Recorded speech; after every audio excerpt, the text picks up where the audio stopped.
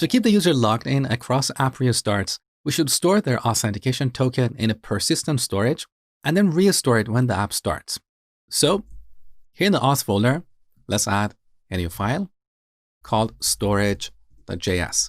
So this module is responsible for storing and retrieving the user's authentication token. It's an abstraction over a persistent storage, just like the cache module that we implemented earlier. So here we're not going to use async storage. We're going to use secure store in Expo. So this is a separate library we have to install.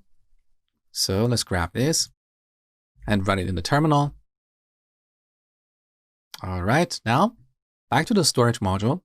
On the top, we're going to import everything as secure store from expo-secure-store. Now here we need to define 3 functions.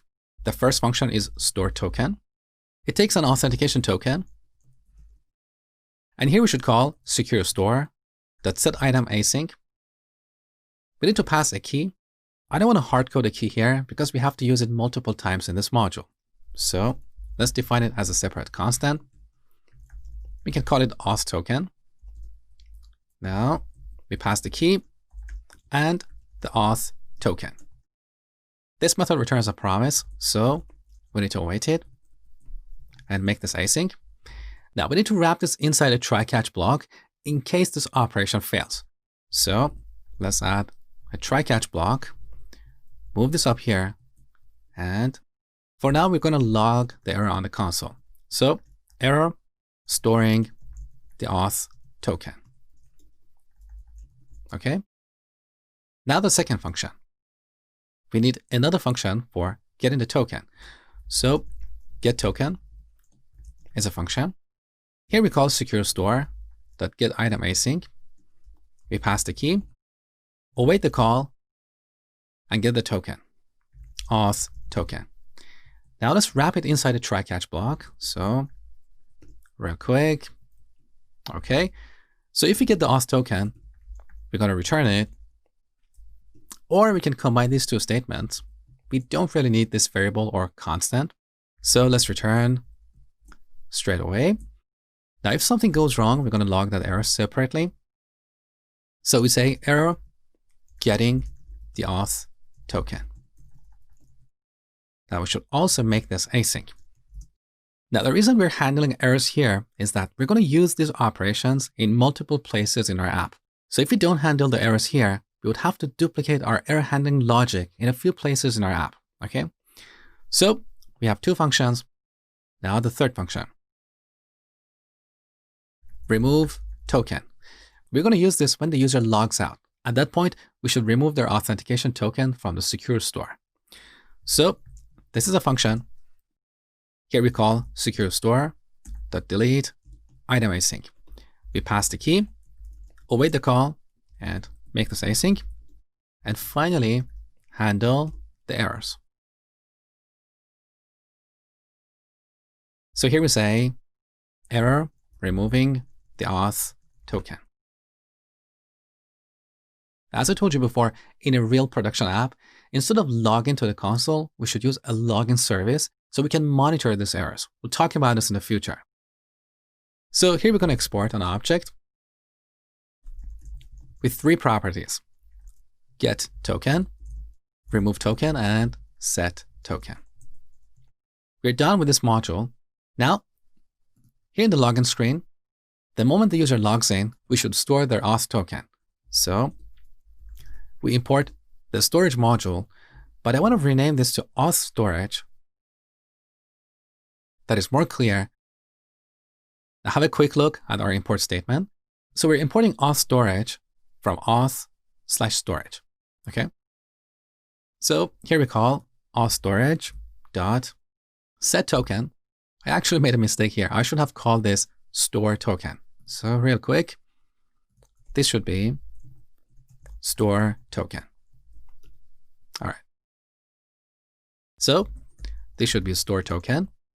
So we call this method and pass result.data.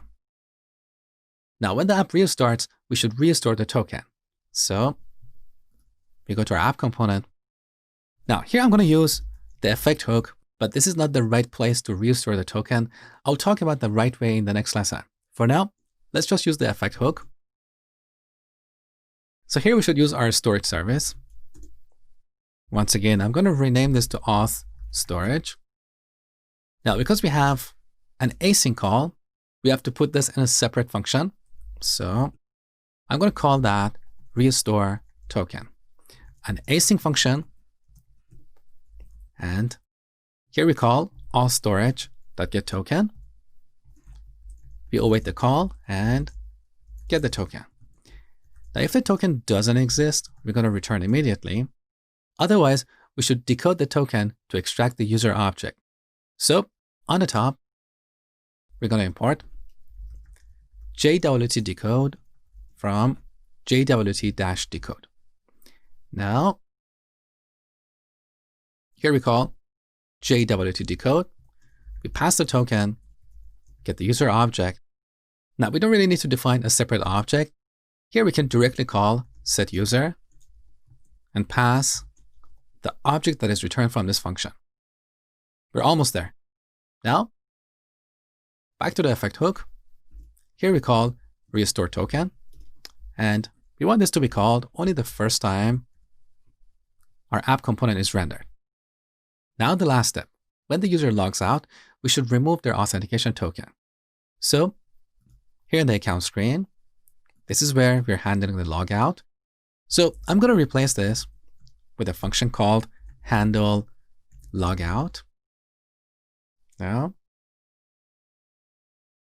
let's implement that function. Okay, here we're going to call setUser and pass null. Then we're going to use the storage service. Let's rename it to auth storage and call remove token. Now, we don't need to await the call because we don't have to wait for this to finish to do something else. We're basically done here. So let's test our app. Now, I'm going to log out, log in from scratch. Okay, now let's reload the app and make sure we're state logged in. Beautiful, but there is a tiny problem. Did you notice the welcome screen? Let me show you one more time. So reload. The welcome screen flickered for a fraction of a second. I will show you how to fix this problem in the next lesson. Now, let's log out. We reload the app and we're still logged out. Perfect. So next we're going to improve this and get rid of the flicker.